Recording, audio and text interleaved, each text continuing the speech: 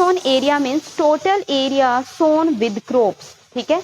यानी कि सपोज करो आ पूरा इंडिया का एरिया वा, तो इत्थे एक पर्टिकुलर एरिया वा, तुसी केस इत्थे 2 पॉइंट मीन्स की लिखा गया है कि सारे जिन्ने भी हैक्टेयर टोटल 32 दे विचों 2 पॉइंट्स, एक सेकेंड, 2.38% एरिया कह लो आ एरिया दे विच जिन्ना भी हैक्टेयर एरिया इहदे विच जिहड़ी आ वो आपां की कर रहे हैं, फार्मिंग कर रहे हैं। Total area sown with crops, ठीक है, it represent an area in which total crops are grown only once in a year, ठीक है। यानी कि सपोज करो आ एरिया वा, ਇਹਦੇ ਵਿੱਚ ਆਪਾਂ ਸਾਲ 'ਚ ਸਿਰਫ ਇੱਕ ਵਾਰ ਹੀ ਫਸਲ ਉਗਾ ਰਹੇ ਹਾਂ, ਉਹਨੂੰ ਸੋ ਕੀਤਾ, ਉਸ ਤੋਂ ਬਾਅਦ ਉਹਨੂੰ ਅਸੀਂ ਹਾਰਵੈਸਟ ਕੀਤਾ, ਹਾਰਵੈਸਟ ਕਰਨ ਤੋਂ ਬਾਅਦ ਅਸੀਂ ਉਸ ਜ਼ਮੀਨ ਨੂੰ ਖਾਲੀ ਛੱਡ ਦਿੱਤਾ, ਅਸੀਂ ਉਸ ਜ਼ਮੀਨ ਨੂੰ ਕੀ ਬੋਲਦੇ ਹਾਂ, net sown area. Is that clear? ਦੱਸੋ ਮੈਨੂੰ, ਸਮਝ ਲੱਗ ਗਿਆ? ਇੱਦਾਂ ਦਾ ਏਰੀਆ ਜਿੱਥੇ ਅਸੀਂ ਸਿਰਫ ਔਰ ਸਿਰਫ ਸਾਲ 'ਚ ਇੱਕ ਵਾਰ ਫਸਲ ਉਗਾ ਰਹੇ ਹਾਂ, ठीक है, उस तो बाद असी उन्होंने खाली छड़ दें, उन्होंने की बोल दें नैट सोन एरिया, ठीक है। और इंडिया दे विच 2.38 करोड़ हैक्टेयर इहो जी जमीन है जिथे सिर्फ और सिर्फ साल च इको बार फसल उगाने आ। Got it? Do not use your pen, someone is again using pen in between, अपना पेन ना यूज करो।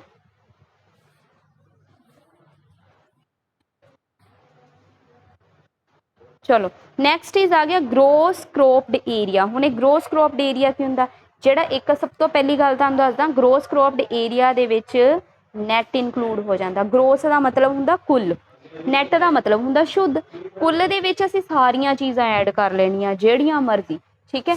नैट दे विच असीं की करना, शुद्ध वा नैट का मतलब, यानी कि असीं उह चों फालतू चीज़ां कढ देणियां, तो उहदा मतलब हुंदा नैट।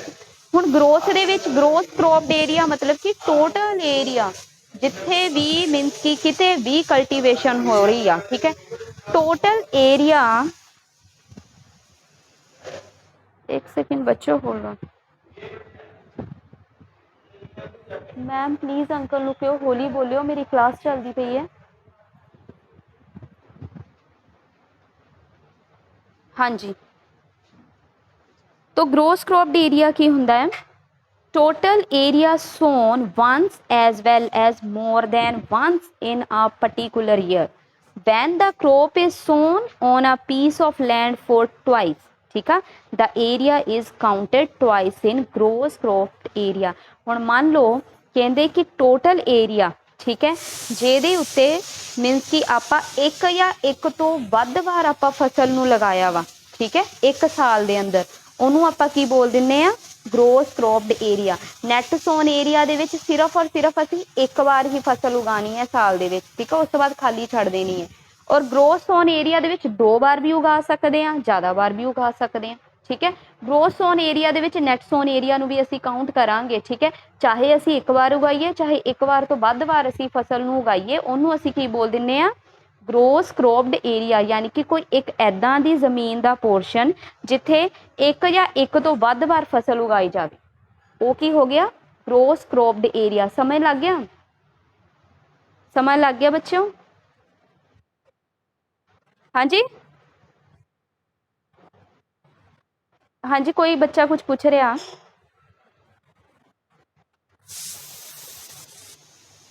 यस मे बी, हाँ जी, ठीक है, मैं एक बार बच्चे तुहानूं चैक करके दस देंगी इहनूं पंजाबी दे विच की कहंदे आ। ठीक है, वेरी गुड वेरी गुड।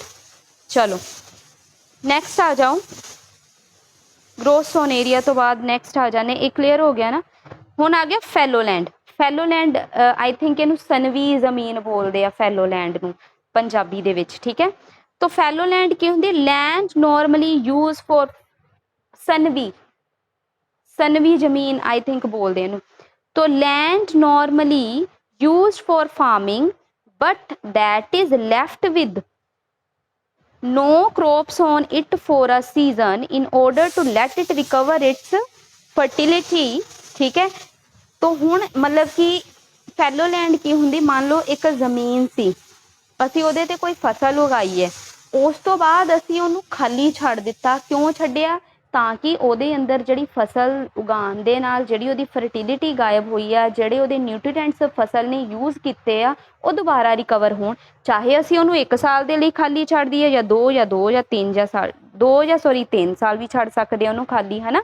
ਤੋ ਇਹਨੂੰ ਅਸੀਂ ਫੈਲੋ ਲੈਂਡ ਬੋਲ ਦਿੰਦੇ ਆ। ਇਹਦੀ ਐਗਜ਼ਾਮਪਲ ਮੈਂ ਤੁਹਾਨੂੰ ਇੱਕ ਦੇ ਸਕਦੀ ਹਾਂ। ਆਈ ਐਮ ਨੋਟ ਸ਼ੋਰ, ਵੈਸੇ ਮੈਨੂੰ ਇੱਦਾਂ ਲੱਗਦਾ ਵਾ ਕਿ ਜਦੋਂ ਆਪਾਂ ਗੰਨੇ ਦੀ ਫਸਲ ਜ਼ਮੀਨ 'ਚ ਉਗਾਉਂਦੇ ਆ ਨਾ, ਤੇ ਗੰਨਾ ਜਿਹੜਾ ਹੁੰਦਾ ਇਹਨੂੰ ਮੈਕਸੀਮਮ ਨਾਈਟ੍ਰੋਜਨ ਚਾਹੀਦੀ ਹੁੰਦੀ ਆ। ਤੋ ਜ਼ਮੀਨ ਦੀ ਜਿਹੜੀ ਸਾਰੀ ਨਾਈਟ੍ਰੋਜਨ ਆ ਨਾ, ਇਹ ਮੀਨਸ ਕਿ ਚੂਸ ਲੈਂਦਾ ਹੈ ਗੰਨਾ। ਤੋ ਫਿਰ ਉਹਨੂੰ ਕੱਟਣ ਤੋਂ ਬਾਅਦ ਜਿਹੜਾ ਵਾ ਜ਼ਮੀਨ ਨੂੰ ਖਾਲੀ ਛੱਡਿਆ ਜਾਂਦਾ ਵਾ, ਤਾਂ ਕਿ ਜਿਹੜੀ ਨਾਈਟ੍ਰੋਜਨ ਦੀ ਕਮੀ ਆ ਉਹ ਪੂਰੀ ਕੀਤੀ ਜਾ ਸਕੇ। ਔਰ ਇਹਦਾ ਇੱਕ ਆਲਟਰਨੇਟ ਇਹ ਵੀ ਹੋ ਸਕਦਾ ਵਾ ਕਿ ਉਹਦੀ ਜਗ੍ਹਾ ਤੇ ਦਾਲਾਂ ਉਗਾ ਦਿੱਤੀਆਂ ਜਾਣ। ਜਿਹੜੀਆਂ ਦਾਲਾਂ ਹੁੰਦੀਆਂ ਵਾ ਇਹ ਨਾਈਟ੍ਰੋਜਨ ਨੂੰ ਵਿੱਚ ਰਿਕਵਰ ਕਰ ਦਿੱਤੀਆਂ ਜਾਂਦੀਆਂ। ਬਟ ਅਸੀਂ ਫੈਲੋ ਲੈਂਡ ਦੀ ਗੱਲ ਕਰ ਰਹੇ ਹਾਂ। ਫੈਲੋ ਲੈਂਡ ਦੇ ਵਿੱਚ ਜਦੋਂ ਅਸੀਂ ਕਿਸੇ ਫਸਲ ਨੂੰ ਕੱਟਦੇ ਆ ਨਾ, ਤਾਂ ਉਸ ਤੋਂ ਬਾਅਦ ਕੋਈ ਫਸਲ ਨਹੀਂ ਉਗਾਉਂਦੇ ਆ, ਤਾਂ ਕਿ ਉਹਦੀ ਜਿਹੜੀ ਫਰਟੀਲਿਟੀ ਉਹ ਦੁਬਾਰਾ ਜਿਹੜੀ ਵਿੱਚ ਨਿਊਟ੍ਰੀਐਂਟਸ ਦੀ ਕਮੀ ਆਈ ਆ, ਜ਼ਮੀਨ ਦੇ ਵਿੱਚ ਜਿਹੜੇ ਵੀ ਮਿਨਰਲਸ ਦੀ ਕਮੀ ਆਈ ਆ, ਉਹ ਪੂਰੀ ਹੋ ਜਾਵੇ। ਤਾਂ ਅਸੀਂ 2 ਸਾਲ ਲਈ ਵੀ ਉਹਨੂੰ ਖਾਲੀ ਛੱਡ ਸਕਦੇ ਜਾਂ 2 ਤੋਂ ਵੱਧ ਵੀ। ਮਾਈਕ ਮਿਊਟ ਕਰੋ ਆਪਣੇ, ਠੀਕ ਹੈ। ਸਮਝ ਲੱਗ ਗਈ ਫੈਲੋ ਲੈਂਡ ਕੀ ਹੁੰਦੀ ਹੈ?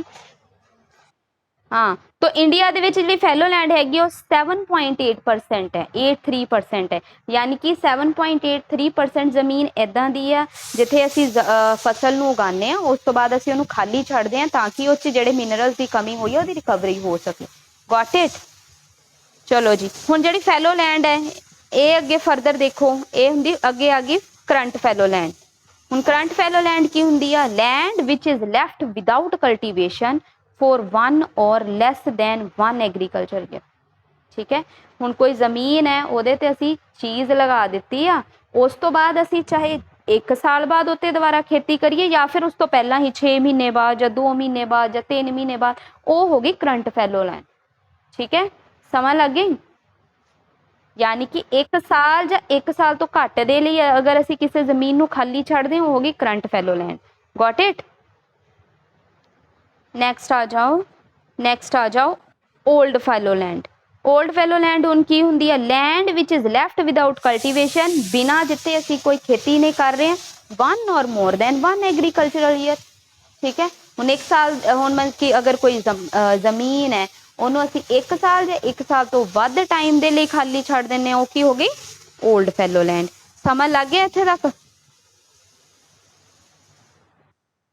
चलो आ जाओ फिर अगली स्लाइड ते आ जाओ। फिर अगली स्लाइड ते हुण की दिता होया वा, सानू डाटा दिता गया वा भारत ते पंजाब दी प्रतिशत भूमि दी वरतों। ठीक है, कि भारत दे विच अगर टोटल अगर असी 100% लैंड लैके चलते हैं तां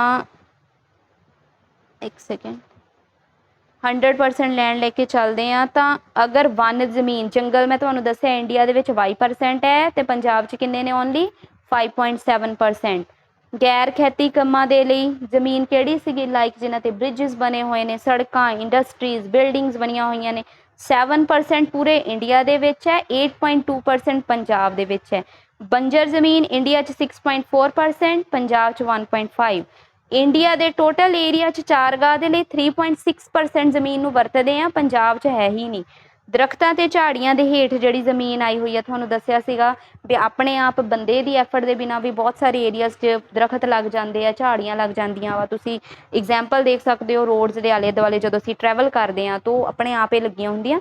ਤਾਂ ਇੰਡੀਆ 'ਚ 1.2% ਏਰੀਆ ਸਿਰਫ। ਠੀਕ ਹੈ, ਖੇਤੀਯੋਗ ਬੰਜਰ ਜ਼ਮੀਨ 4.2%, 0.5%। ਸਨਵੀ ਭੂਮੀ ਹੁਣੇ ਤੁਹਾਨੂੰ ਫੈਲੋ ਲੈਂਡ ਦੱਸੀ ਹੈ 7.8% ਹੈ, ਪੰਜਾਬ 'ਚ 1.9%। ਸ਼ੁੱਧ ਬੀਜਿਆ ਗਿਆ ਖੇਤਰ ਅਸੀਂ ਬੋਲਦੇ ਹਾਂ ਨੈਟ ਸੋਨ ਏਰੀਆ। ਠੀਕ ਹੈ, ਨੈਟ ਸੋਨ ਏਰੀਆ ਨੂੰ ਅਸੀਂ ਪੰਜਾਬੀ 'ਚ ਸ਼ੁੱਧ ਬੀਜਿਆ ਗਿਆ ਖੇਤਰ, ਯਾਨੀ ਕਿ ਇੰਡੀਆ ਦੇ ਵਿੱਚ 47% ਲੈਂਡ ਹੈ ਜਿੱਥੇ ਅਸੀਂ ਮੀਨਸ ਕਿ ਸ਼ੁੱਧ ਬੀਜਿਆ ਗਿਆ ਖੇਤਰ ਹੈ, ਤੇ ਪੰਜਾਬ ਦੇ ਵਿੱਚ 82% ਹੈ। ਠੀਕ ਹੈ, ਤਾਂ ਇਹ ਡਾਟਾ ਵੀ ਆਈ ਹੋਪ ਤੁਹਾਨੂੰ ਸਮਝ ਲੱਗ ਗਿਆ ਹੋਵੇਗਾ। ਨੈਕਸਟ ਸਲਾਈਡ ਤੇ ਚੱਲਦੇ ਹਾਂ। ਹਾਂਜੀ, ਹੁਣ ਨੈਕਸਟ ਆ ਜਾਓ लैंड यूटिलाइजेशन एंड एग्रीकल्चर का जोड़ा पार्ट है कि लैंड यूज 1 सेकेंड। हाँ जी, तो हुण जिहड़े पैटर्न आ इंडिया दे लैंड दे विच आपां यूज कर रहे हैं, मीनस कि हुण किहड़े फैक्टर आ डिटरमाइन करदे आ। ठीक है, कि किहड़ी लैंड नूं असीं किद्दां यूज करना है। तो सब तो पहला इहदे विच आ जांदा है फिजिकल फैक्टर्स, ठीक है। सैकेंड आ जाता है ह्यूमन फैक्टर्स। हले तुहानूं ये गल समझ नहीं लगनी कि की बोली जा रहे हैं। तो फिजिकल फैक्टर च की आ गया, टोपोग्राफी आ गया, क्लाइमेट आ गया, सॉयल आ गया। हुण मैं तुहानूं हुण दस रही हाँ किद्दां असीं मीनस कि लैंड नूं यूटिलाइजेशन करते हैं इंडिया दे विच। किहड़ियां चीज़ां ते डिपेंड करदा वा, दो चीज़ां ते डिपेंड करदा वा, फिजिकल फैक्टर्स ते ह्यूमन फैक्टर्स ते। टोपोग्राफी, हुण फिजिकल फैक्टर च सब तो पहला टोपोग्राफी आ गया वा। हुण देखो हिमाचल दे विच अगर तुसीं एग्जाम्पल लवो तो सारा हिली एरिया वा, तो हिली एरिया दे विच ज़्यादा कल्टीवेशन हुंदी ही नहीं है, तो पै गया ना फर्क फिजिकल फैक्टर का। तो उत्थे मैक्सीमम जिहड़ी लैंड है वो अंडर कल्टीवेशन नहीं होएगी, उत्थे जिहड़ी खेती है सीढ़ी नुमा हुंदी आ।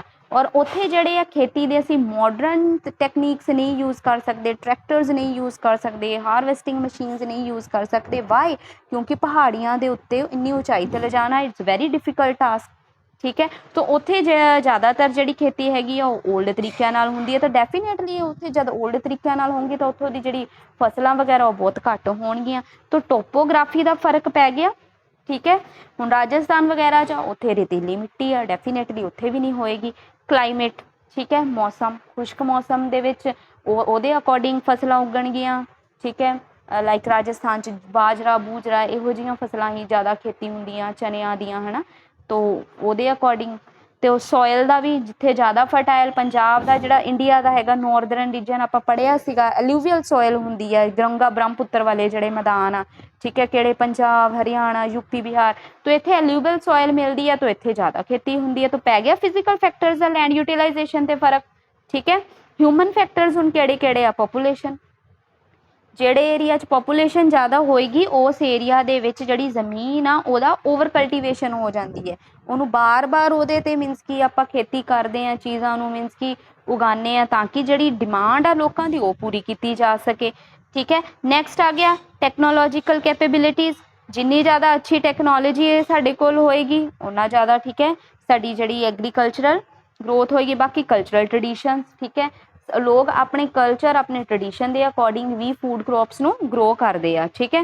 ਹੁਣ ਆ ਗਿਆ ਨੈਕਸਟ ਆ ਜਾਓ, ਆ ਤੁਹਾਨੂੰ ਮੈਂ ਪਹਿਲੇ ਦੱਸ ਚੁੱਕੀ ਹਾਂ ਕਿ ਅਗਰ ਆਪਾਂ ਟੋਟਲ ਜੋਗ੍ਰਾਫੀਕਲ ਏਰੀਆਜ਼ ਦਾ ਆਪਾਂ ਦੇਖੀਏ ਤਾਂ ਅੰਡਰ ਕਲਟੀਵੇਸ਼ਨ ਆਪਣਾ ਇੰਡੀਆ ਦਾ ਜਿਹੜਾ ਪੋਰਸ਼ਨ ਆਉਂਦਾ ਵਾ ਲੈਂਡ ਯੂਟੀਲਾਈਜੇਸ਼ਨ ਦਾ 3.28 ਮਿਲੀਅਨ ਸਕੁਏਅਰ ਆਉਂਦਾ ਵਾ, ਠੀਕ ਹੈ। ਤਾਂ ਹੁਣ ਇਹ ਜਿਹੜਾ 3.28 ਮਿਲੀਅਨ ਸਕੁਏਅਰ ਏਰੀਆ ਅਗਰ ਅਸੀਂ ਮੰਨ ਕੇ ਚੱਲੀਏ, ਇਹਨੂੰ ਅਗਰ ਅਸੀਂ 100% ਮੰਨ ਕੇ ਚੱਲੀਏ ਤਾਂ 100% ਦੇ ਵਿੱਚੋਂ ਵੀ ਸਿਰਫ ਔਰ ਸਿਰਫ 93% ਏਰੀਆ ਜਿਹੜਾ ਹੈਗਾ ਵਾ ਉਹਨੂੰ ਅਸੀਂ ਲੈਂਡ ਯੂਟੀਲਾਈਜੇਸ਼ਨ ਦੇ ਵਿੱਚ ਕਾਊਂਟ ਕਰ ਪਾਉਂਦੇ ਹਾਂ ਆਪਣੇ ਇੰਡੀਆ ਦੇ। ਬਾਕੀ 7% ਏਰੀਆ ਫਿਰ ਕਿੱਥੇ ਗਿਆ? ਉਹਨੂੰ ਅਸੀਂ ਕਿਉਂ ਨਹੀਂ ਕਾਊਂਟ ਕਰ ਰਹੇ? ਕਿਉਂ? ਉਹਦੇ ਬਾਰੇ ਸਾਡੇ ਕੋਲ ਡਾਟਾ ਨਹੀਂ ਅਵੇਲੇਬਲ ਹੈਗਾ। ਸਭ ਤੋਂ ਪਹਿਲਾਂ ਹੈਗਾ ਨੌਰਥ ਈਸਟ ਜਿਹੜੀਆਂ ਸਟੇਟਸ ਹੈਗੀਆਂ ਵਾ, ਤ੍ਰਿਪੁਰਾ ਹੋ ਗਈ, ਹੈ ਨਾ, ਅਸਾਮ, ਮੇਘਾਲਿਆ, ਮਿਜ਼ੋਰਮ, ਇਹਨਾਂ ਨੂੰ ਅਸੀਂ 7 ਸਿਸਟਰ ਸਟੇਟਸ ਵੀ ਬੋਲਦੇ ਹਾਂ, ਠੀਕ ਹੈ। ਤੋ ਮੋਸਟ ਆਫ ਦਾ ਕੀ ਤੁਸੀਂ ਸੁਣਿਆ ਵੀ ਉਹਨਾਂ ਮੂਵੀ ਵੀ ਆਈ ਸੀ ਟਿਊਬਲਾਈਟ, ਤੇ ਉਹ ਨੌਰਥ ਈਸਟ ਦੇ ਲੋਕਾਂ ਨੂੰ ਚਾਈਨੀਜ਼ ਬੋਲਦੇ। They are note Chinese actually, they are Indians. ਅਤੇ ਉਹ ਜਿਹੜੀਆਂ ਸਟੇਟਸ ਨੂੰ ਹੁਣ ਸਪੈਸ਼ਲ ਸਟੇਟਸ ਦਿੱਤਾ ਵਾ ਕਿ ਇਹਨਾਂ ਦੀ ਗਰੋਥ ਹੋ ਸਕੇ, ਇਸ ਕਰਕੇ ਉਹਨਾਂ ਨੂੰ 7 ਸਿਸਟਰ ਸਟੇਟਸ ਵੀ ਬੋਲਦੇ ਆ। ਤਾਂ ਨੌਰਥ ਈਸਟ ਜਿਹੜੀਆਂ ਸਟੇਟਸ ਹੈਗੀਆਂ ਜ਼ਿਆਦਾਤਰ ਹਿਲੀ ਸਟੇਟਸ ਨੇ, ਠੀਕ ਹੈ। ਤਾਂ ਥੋੜ੍ਹਾ ਜਿਹਾ ਇਹਨਾਂ ਦਾ ਕਲਾਈਮੇਟ ਵੀ ਵੱਖ ਹੈ। ਤੋ ਇਹਨਾਂ ਦਾ ਜਿਹੜਾ ਕੁਛ ਪ੍ਰੋਪਰ ਡਾਟਾ ਨਹੀਂ ਹੈਗਾ ਸਾਡੇ ਕੋਲ, ਤਾਂ ਇਹਨਾਂ ਨੂੰ ਮੀਨਸ ਕਿ ਵਿੱਚ ਇਨਕਲੂਡ ਨਹੀਂ ਕੀਤਾ। ਕੁਛ ਏਰੀਆ ਜਿਹੜਾ ਸਾਡਾ ਪੋਕ ਯਾਨੀ ਕਿ ਪਾਕਿਸਤਾਨ ਓਕਿਊਪਾਈਡ ਕਸ਼ਮੀਰ ਜਿਹੜਾ ਹੈਗਾ ਵਾ ਉਸ ਰੀਜਨ ਨੂੰ ਵੀ ਅਸੀਂ ਵਿੱਚ, ਕੁਛ ਜਿਹੜਾ ਹੈਗਾ ਵਾ ਚਾਈਨਾ ਓਕਿਊਪਾਈਡ ਟੈਰੀਟਰੀਜ਼ ਹੈਗੀਆਂ ਵਾ ਨਾ, ਥੋੜ੍ਹਾ ਥੋੜ੍ਹਾ ਏਰੀਆਜ਼ ਤੁਹਾਨੂੰ ਪਤਾ ਹੀ ਹੈ। ਤਾਂ ਆਹ ਜਿਹੜਾ 7% ਏਰੀਆ ਇਹਨਾਂ ਏਰੀਆਜ਼ ਨੂੰ ਮਿਲਾ ਕੇ ਬਣਦਾ, ਤਾਂ ਅਸੀਂ ਉਹਨੂੰ ਮੀਨਸ ਕਿ ਆਪਾਂ ਲੈਂਡ ਯੂਟੀਲਾਈਜੇਸ਼ਨ ਦੇ ਡਾਟੇ ਦੇ ਵਿੱਚ ਨਹੀਂ ਐਡ ਕਰਦੇ। ਇਹਦੇ ਬਾਰੇ 'ਚ ਸਾਡੇ ਕੋਲ ਕੋਈ ਪਰਟੀਕੂਲਰ ਡਾਟਾ ਨਹੀਂ, ਤਾਂ ਅਸੀਂ ਸਿਰਫ ਔਰ ਸਿਰਫ 93% ਏਰੀਆ ਦੀ ਸਟੱਡੀ ਕਰਦੇ ਹਾਂ, ਠੀਕ ਹੈ। ਤੋ ਇਹਦੇ ਨਾਲ ਰਿਲੇਟਡ ਨੈਕਸਟ ਇੱਕ ਮੀਨਸ ਕਿ ਉਹ ਹੈਗੀ ਹੈ ਇੱਕ ਪਾਈ ਚਾਰਟ ਹੈ, ਮੈਂ ਤੁਹਾਨੂੰ ਨੈਕਸਟ ਦਿਖਾਉਂਦੀ ਹਾਂ। ਉਸ ਤੋਂ ਪਹਿਲਾਂ ਆਪਾਂ ਥੋੜ੍ਹਾ ਜਿਹਾ ਦੇਖ ਲਈਏ ਲੈਂਡ ਡੀਗ੍ਰੇਡੇਸ਼ਨ ਅਤੇ ਇਹਦੇ ਕੰਜ਼ਰਵੇਸ਼ਨ ਮੈਜ਼ਰਸ ਕਿਹੜੇ ਨੇ, ਠੀਕ ਆ। ਲੈਂਡ ਡੀਗ੍ਰੇਡੇਸ਼ਨ ਦਾ ਮਤਲਬ ਹੁੰਦਾ ਡੀਗ੍ਰੇਡ ਕਰ ਦੇਣਾ, ਜ਼ਮੀਨ ਨੂੰ ਖਰਾਬ ਕਰ ਦੇਣਾ। ਤੋ ਆਪਾਂ ਕੀਤਾ ਵਾ ਦੇਖੋ 95% ਜਿਹੜੀਆਂ ਸਾਡੀਆਂ ਜ਼ਰੂਰਤਾਂ ਵਾ, ਸਾਡੀਆਂ ਬੇਸਿਕ ਨੀਡ ਆ ਉਹ ਲੈਂਡ 'ਤੇ ਆ। ਦੇਖੋ ਜ਼ਮੀਨ 'ਤੇ ਹੀ ਅਸੀਂ ਘਰ ਬਣਾਉਂਦੇ, ਹਵਾ 'ਚ ਤਾਂ ਬਣਾਉਂਦੇ ਨਹੀਂ। ਫੂਡ ਵੀ ਸਾਨੂੰ ਜ਼ਮੀਨ ਤੋਂ ਮਿਲਦਾ, ਕਲੋਥਿੰਗ ਸਾਨੂੰ ਜ਼ਮੀਨ ਤੋਂ ਮਿਲਦੀ ਆ, ਆਪਾਂ ਕੋਟਨ ਉਗਾਉਂਦੇ ਹਾਂ, ਕੋਟਨ ਦੇ ਕੱਪੜੇ ਬਣਦੇ ਆ, ਠੀਕ ਹੈ। ਤੋ ਹਰੇਕ ਚੀਜ਼ ਮੈਕਸੀਮਮ ਚੀਜ਼ਾਂ ਸਾਨੂੰ ਲੈਂਡ ਤੋਂ ਹੀ ਸਾਡੀਆਂ ਜ਼ਰੂਰਤਾਂ ਪੂਰੀਆਂ ਹੁੰਦੀਆਂ ਵਾ। ਔਰ ਆਪਾਂ ਇੰਨਾ ਕੁ ਜ਼ਿਆਦਾ ਓਵਰ ਯੂਟੀਲਾਈਜ਼ ਕਰ ਲਿੱਤਾ ਵਾ ਲੈਂਡ ਦਾ, ਠੀਕ ਹੈ। ਫਿਰ we are using plastic as well. ਤੋਂ ਤੁਹਾਨੂੰ ਪਤਾ ਜਿਹੜੇ ਪਲਾਸਟਿਕ ਦੇ ਐਨਵੈਲਪਸ ਹੁੰਦੇ ਆ, ਪਲਾਸਟਿਕ ਦੀਆਂ ਚੀਜ਼ਾਂ ਹੁੰਦੀਆਂ, ਉਹ ਗਲਦੀਆਂ ਨਹੀਂ ਹੈ। ਤਾਂ ਉਹ ਜਿੱਥੇ ਜ਼ਮੀਨ ਦੇ ਵਿੱਚ ਪਈਆਂ ਰਹਿੰਦੀਆਂ ਤਾਂ ਹਜ਼ਾਰਾਂ ਸਾਲ ਪਈਆਂ ਰਹਿੰਦੀਆਂ ਵਾ, ਉਹ ਗਲਦੀਆਂ ਨਹੀਂ। ਤਾਂ ਉਸ ਜਗ੍ਹਾ 'ਤੇ ਜਿਹੜੀ ਜ਼ਮੀਨ ਆ ਬੰਜਰ ਹੋ ਜਾਂਦੀ ਹੈ, ਜ਼ਮੀਨ ਨੂੰ ਕੈਂਸਰ ਤੱਕ ਹੋ ਜਾਂਦਾ। ਤਾਂ ਲੈਂਡ ਜਿਹੜੀ ਉਹ ਡੀਗ੍ਰੇਡ ਹੋ ਚੁੱਕੀ ਆ ਫਰਟੀਲਾਈਜ਼ਰਸ ਤੋਂ। ਕਿਹਦੀ ਵਜ੍ਹਾ ਦੇ ਨਾਲ? ਸਾਡੀਆਂ ਐਕਟੀਵਿਟੀਜ਼ ਦੀ ਵਜ੍ਹਾ ਦੇ ਨਾਲ, ਠੀਕ ਹੈ। ਤੋ ਇਹਦੇ ਲਈ ਹੁਣ ਸਾਨੂੰ ਕੁਝ ਸਟੈਪਸ ਲੈਣੇ ਚਾਹੀਦੇ। ਇਹਦੇ ਆਪਾਂ ਕਾਰਨ ਕੀ ਹੈ ਲੈਂਡ ਡੀਗ੍ਰੇਡੇਸ਼ਨ ਦੇ, ਉਹ ਵੀ ਪੜਾਂਗੇ ਹੁਣ, ਤੇ ਇਹਨਾਂ ਨੂੰ ਠੀਕ ਕਿੱਦਾਂ ਕਰਨਾ ਉਹ ਵੀ ਪੜਾਂਗੇ। ਉਸ ਤੋਂ ਪਹਿਲਾਂ ਆਪਾਂ ਇੱਕ ਵਾਰ ਇੱਕ ਚਾਰਟ ਦੇਖ ਲਈਏ ਲੈਂਡ ਯੂਟੀਲਾਈਜੇਸ਼ਨ ਦਾ। ਮੈਂ ਤੁਹਾਨੂੰ ਦੱਸਿਆ ਸੀਗਾ ਕਿ ਇੰਡੀਆ ਦੇ ਵਿੱਚ ਕਿੱਦਾਂ ਕਿੱਦਾਂ ਡਾਟਾ ਕੰਪੇਅਰ ਕਰਦੇ ਹਾਂ ਆਪਾਂ, ਠੀਕ ਹੈ। ਪਿੱਛੇ ਤੱਕ ਬੱਚੋ ਤੁਹਾਨੂੰ ਸਾਰਿਆਂ ਨੂੰ ਸਮਝ ਲੱਗ ਗਿਆ? हाँ, तो देखो 1961 और आप डाटा कंपेयर कर रहे हैं 1961 ਤੇ 2014-15 ਦਾ। तो अगर तुसी देखो आ देखो ਇੱਥੇ ਨੀਚੇ ਸਾਰਾ ਪਹਿਲਾਂ ਆ ਦੇਖੋ ਆ ਬਣਿਆ ਹੋਇਆ ਜਿਹੜਾ ਆਪਾਂ ਇਹਨੂੰ ਕੀ ਬੋਲ ਦਿੰਦੇ ਆ, ਆਈ ਥਿੰਕ ਇਹਨੂੰ ਉਹ ਆਪਾਂ ਮੈਪ ਦੇ ਵਿੱਚ ਵੀ ਯੂਜ਼ ਕਰਦੇ ਹੁੰਦੇ ਆ ਵਰਡ, ਮੇਰੇ ਮਾਈਂਡ ਚੋਂ ਸਕਿਪ ਹੋ ਗਿਆ। ਚਲੋ ਛੱਡੋ, ਕੋਈ ਗੱਲ ਨਹੀਂ, ਆਉਂਦਾ ਤਾਂ ਮੈਂ ਤੁਹਾਨੂੰ ਚੇਤੇ ਦੱਸਦੀ। हाँ, संकेत वट एवर है ना। फॉरेस्ट देखो ब्लू कलर का एरिया डार्क जोड़ा है फॉरेस्ट लिए शो किया गया, रैड वाला है बैरन, ठीक है, अनकल्टीवेटेड वेस्टलैंड के लिए। Area under non agricultural uses green colour नाल। तो ये सारे अलग अलग कलर शो किए पे। अगर तुसी एग्रीकल्चर, हाँ इंडैक्स, या absolutely right Akshay, it's index. तो इंडैक्स ਦੇ ਵਿੱਚ ਤੁਹਾਨੂੰ ਸਾਰਾ ਦਿੱਤਾ ਹੋਇਆ, ਠੀਕ ਹੈ। ਪਰ ਔਰੇਂਜ ਕਲਰ ਅਸੀਂ ਕਲਚਰੇਬਲ ਵੇਸਟਲੈਂਡ ਦੇ ਲਈ ਹੈ, ਕਰੰਟ ਫੈਲੋਲੈਂਡ ਦੇ ਲਈ ਜਿਹੜਾ ਹੈਗਾ ਵਾ ਰੈੱਡ ਕਲਰ ਹੈ, तो नेट सोन एरिया ਲਈ ग्रीन है। तो आप सारा डाटा कंपेयर कर लेने। तो अगर 1960-61 के अकॉर्डिंग देखिए तो इंडिया ਦੇ ਵਿੱਚ ਜਿਹੜਾ फॉरेस्ट ਸੀਗਾ ਉਹ 18.11% ਸੀਗਾ, ਹੁਣ इंक्रीज होकर 23.3% हो गया है ना।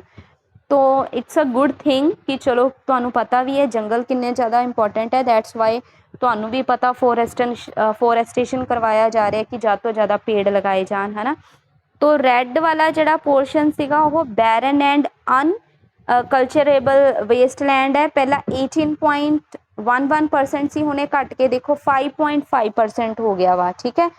तो जमीन जिहड़ी हैगी उहनूं हुण प्रॉपर यूटिलाइज किया जा रहा वा, ठीक है। तो येलो वाला पोर्शन देखो की शो कर रहा सीगा इत्थे, येलो वाला तो नैट सोन एरिया है ना। तो नैट सोन एरिया पहला 4.95% सी, हुणे वध के 8.7% हो गया वा, है ना।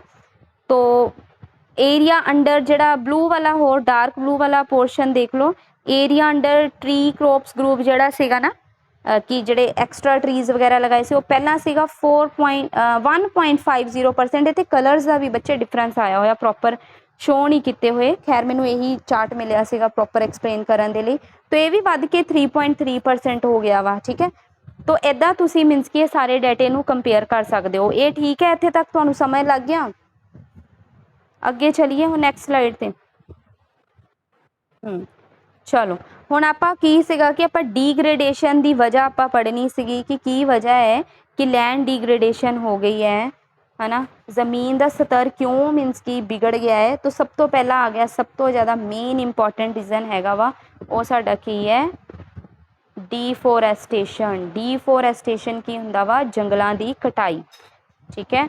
तो पेड़ों नू कट्टिया जा रहा वा, दैट्स वाई जिहड़ा हैगा वा जिहड़ी जमीन, तुहानू पता है जिहड़े पेड़ है ये मिट्टी नू पकड़ के रखते हैं। तो जिहड़ी उपजाऊ मिट्टी है वो जमीन नू पकड़ के रखती है। ये पेड़ों दीयां जड़ां, पेड़ कट दिंदे आ तो मीनस कि फिर फ्लड्स आते हैं, साइक्लोन्स आते हैं, तो फिर वो जी जमीन की जी उपजाऊ मिट्टी की सब तो उपर वाली परत वो भी नाल ही रुड़ के चली जाती है, ठीक है।